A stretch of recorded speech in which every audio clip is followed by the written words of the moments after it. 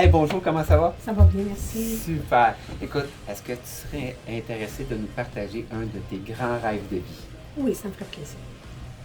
On t'écoute. OK. Donc, depuis très, très longtemps, à la naissance de Nina, elle avait à peu près 2 ans et je l'amenais toujours à des garderies. Et puis, à un moment donné, j'étais visagiste professionnelle, qui veut dire que je maquille des enfants et tout ça. Et Nina était tout petite, donc je la maquillais beaucoup parce que je faisais les festivals, donc je me pratiquais. Puis, à un moment donné, je me suis créé tout un univers autour d'un personnage. Et j'en ai créé tout un univers pour en faire un grand film d'animation. Et j'ai même été à écrire à Walt Disney et tout, qui m'ont simplement dit, on prend rien de l'extérieur, on prend tout de l'intérieur. Là, je n'étais pas pour déménager, là, puis je n'étais pas pour rentrer dans ça. Donc, mais j'ai continué à alimenter ce livre-là et tout un univers complet. Et aujourd'hui, j'ai décidé, au lieu de le pousser présentement comme un film d'animation, parce que c'est trop, trop gros, je suis en train de le fignoler pour un livre de 2 ans à 6 ans avec mes chansons et tout. Donc, c'est ça mon rêve de vie. Wow, super. Oui. Puis, c'est quoi qui te fait vraiment vibrer à l'intérieur de ce rêve-là? Bien, je pense que le personnage farfelu qui est dans le livre, c'est une fée. C'est une fée très colorée et qui vient d'un univers très particulier. Je pense qu'elle m'a enseigné.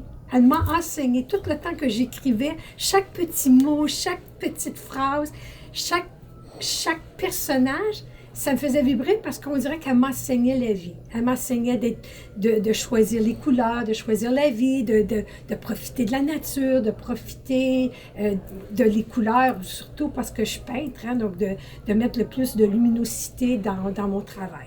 Donc c'est un enseignement depuis 35 ans, Wow. ce projet-là. Fantastique. Puis, tu sais, pour réaliser un rêve de vie, il faut se mettre en action.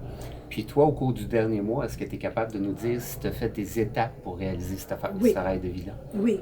Ce que j'ai fait, j'ai repris tous mes croquis, j'ai repris tous mes petits bouts de phrases et je l'ai fait comme un projet final. Honnêtement, il me reste 3 dessins à faire, mais il est vraiment... J'ai même tout écrit comment protéger mon nom, comment protéger le nom de mon site, comment protéger tout ce que je peux. Puis j'ai trouvé toute la liste des maisons d'édition que j'aimerais présenter mon projet. Tout est fait, la structure est toute là, le livre est fini, mais il me reste le personnage principal. Il faut que vous réalisez que tout au long, je l'ai joué, ce personnage-là. J'ai fait une pièce, j'ai fait des costumes.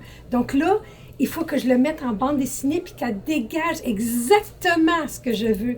Et c'est le personnage principal. J'ai évolué dans mes 35 ans, donc mon personnage a évolué. Ce petit côté farfelu-là, j'ai aussi développé ça. Donc, je suis rendue à la finale de la finale pour le livre. Pour le grand film, toute la structure, elle est faite également. Wow, super. Ouais. Imagine que tu te retrouves dans 5 ans ou dans 10 ans, OK? Puis que il y a le tapis rouge, mettons, à peu importe l'endroit dans le monde, puis que là, ça se réalise, puis que la première est là. Qu'est-ce que ton toi du futur te dirait à toi aujourd'hui? Bien, c'est certain, le gars serait émotif, là.